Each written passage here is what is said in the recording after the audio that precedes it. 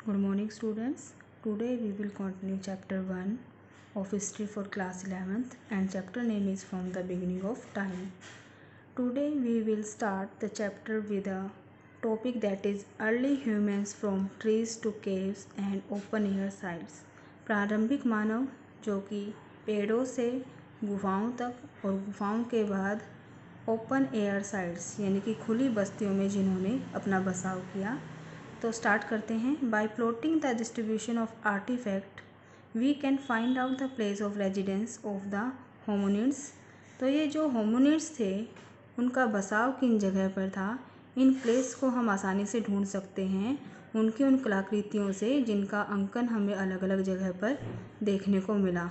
तो जहाँ पर भी उनका डिस्ट्रीब्यूशन था, उनकी कलाकृतियाँ हमें मिली, वहाँ से हमें पता चलता है कि होमोनिड्स जो है वहाँ पर बस्तियाँ बनाकर रहते थे। Thousands of flake tools and hand axes have been excavated at Kilombe and Olorgesailie। तो केनिया में ये है जगह ओलोरोगेसिली एंड किलोम्बे नाम की जगह, जहाँ पर बहुत सारे परतदार यानी कि हज़ारों की संख्या में परतदार टूल्स जो हैं वो मिले और हाथ की एक्सिस कुल्हाड़ियाँ भी वहाँ पर देखने को मिली। People would leave traces of their activities and presence including artefact.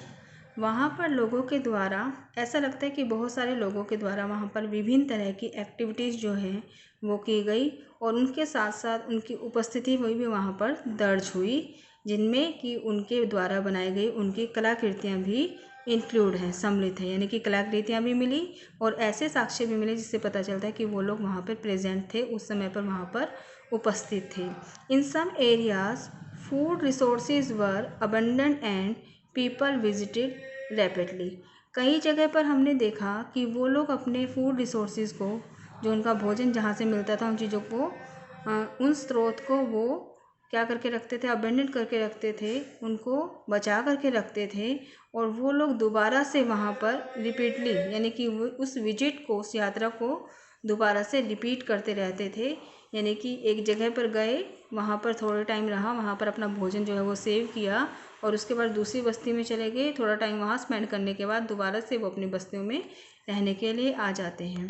The deposit artifact would accumulate in one place.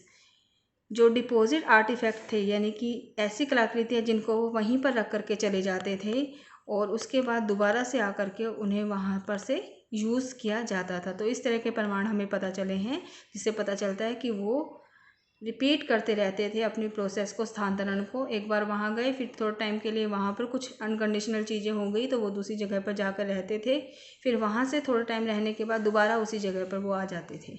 ठीक है, तो इस तरह से रिपीटिशन जो है वो लगा रहता था, स्थानांतरण जो है वो होता रहता था। The places where less visited would have fewer artifact. The artifact may have been scattered over the surface. कुछ प्लेसेस ऐसे भी हैं जहाँ पर बहुत ही कम कलाकृतियाँ देखने को मिली हैं। ये कलाकृतियाँ जो हैं ये ज़मीन पर फैली हुई अवस्था में मिली हैं, यानी कि ज़मीन पर वहीं पर वो अपने आर्टिफैक्ट को छोड़ करके वैसे ही निकल कर कहीं और जाकर रहने लगे। तो इस तरह के साक्ष्य भी हमें देखने को मिले हैं। Between 4 lakh and 125,000 years ago, caves and open air sites began to be used। लगभग 4 लाख साल से भी पहले और 1,25,000 साल से पहले क्या देखा गया, इस टाइम पीरियड के बीच में देखा गया कि वो लोग अब ट्रीज़ की जगह केव्स पर रहना शुरू कर रहे हैं, यानी कि गुफाओं में रह रहे हैं और उसके साथ साथ कुछ लोग ओपन एयर साइट्स पर भी उन्हें भी यूज़ करने लगे, यानी कि खुली जो बस्तियां हैं उन्हें भी अपने घर की तरह वो लोग यूज़ करने लगे हैं। In the लेजर्ट cave in southern फरना, जो साउथर्न फरना का लेजर्ट केव है, वहाँ पर 12x4 मीटर शेल्टर्स जो हैं वो वहाँ पर बने हुए मिले। इससे ये पता चलता था कि वो लोग वहाँ पर रहते होंगे। Inside it were 2 hearths and evidence of different goods food sources, और उसके साथ साथ वहाँ पर हमें इस तरह के एविडेंस भी मिले जैसे कि वो लोग वहाँ पर भोजन की चीज़ें भी संभाल कर रखते थे, यानी कि फूड सोर्सेज भी जो थे वहाँ पर साक्ष्य के रूप में, अलग अलग तरह के फूड सोर्सेज साक्ष्य के रूप में हमें वहाँ से प्राप्त हुए। एंड टेरामाटा इन साउथ फ्रांस में टेरामाटा नाम की एक जगह है जहाँ पर फ्लिम्सी शेल्टर हमें दिखाई दिया, और यहाँ पर वुड और ग्रास से जो है रूफ है वो बनाई गई थी, और ये ऐसे लगता था जैसे कि शॉर्ट टर्म के लिए ये चीज़ बनाई गई है, शेल्टर बनाया गया है, और वो लोग आकर के यहाँ पर अपनी सीजनल विजिट के लिए, मान लीजिए बारिश के मौसम में या गर्मियों के मौसम में आकर के वो उन जगहों पर रहते होंगे, ऐसा हमें लगा। ठीक है, तो इससे पता चलता है कि वो लोग ओपन एयर साइट में भी रह रहे थे, यानी कि खुली जगहों पर भी रह रहे थे। केव्स में भी उनके हमें शेल्टर्स मिले। ठीक है, तो वो लोग पीरियोडिकली जो है, यानी कि टाइम टू टाइम अवधिपूर्ण आना, थोड़े टाइम के लिए वहाँ पर रह रहे हैं, सीजनली जो वहाँ पर विजिट कर रहे हैं वो लोग किसी एक पर्टिकुलर सीज़न में वहाँ पर आकर के वहाँ पर अपनी यात्राएं करते थे या थोड़े समय के लिए वहाँ पर निवास करते थे। नेक्स्ट है pieces of baked clay and burnt bone along with stone tools have been found at some site in South Africa. South Africa की कुछ बसाओं में हमें स्टोन टूल्स यानी कि पत्थर के औजार जो हैं वो देखने को मिले।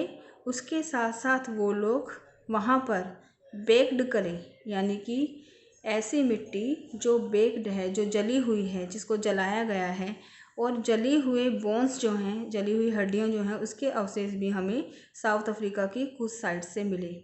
We don't know these were the result of a natural bush fire और वोल्केनिक इरप्शन और कंट्रोल यूज ऑफ फायर। अब हम लोग इस चीज़ में ये रिज़ल्ट हमें साफ साफ नहीं पता चल रहे हैं कि वो जो चीज़ें थी वो कैसे मिली, क्या वो आदिमानव के द्वारा यूज़ की जाती थी या फिर क्या वो कोई नेचुरल बुश फायर थी, यानी कि जब जंगल की नेचुरली आग लग जाती है जंगलों में तो भी इस तरह की चीज़ें हो सकती है। वहाँ पर कोई जलाई हुई कोई बोन रखी हो तो आग लगेगी तो वो बोन ऐसी लगेगी कि बर्न्ट बोन है, यानी कि ऐसा भी हो सकता है कि आग बाद में लगी हो, और ऐसा भी हो सकता है कि आदि मानव जो है उन शिकार को यूज़ करते, मीट को जो जला करके या बर्न करके जो उन्हें खाया जाता था उसके बाद वो बर्न बोन हमें वहाँ से मिली हो सकता है वोल्केनिक इरप्शन के दौरान इस तरह की चीज़ें हमें दिखाई दी हैं, या फिर वो आदिमानव के द्वारा ही यूज़ की जाती थी। इसके बारे में हमारे पास अभी तक कोई भी पक्के सबूत जो हैं वो नहीं है। The use of fire. अब आग का यूज़ कैसे होता था? To provide warmth and light inside cave. गुफा के अंदर गर्मी और लाइट को यानी कि रोशनी को बरकरार करने के लिए, प्राप्त करने के लिए। The harden would.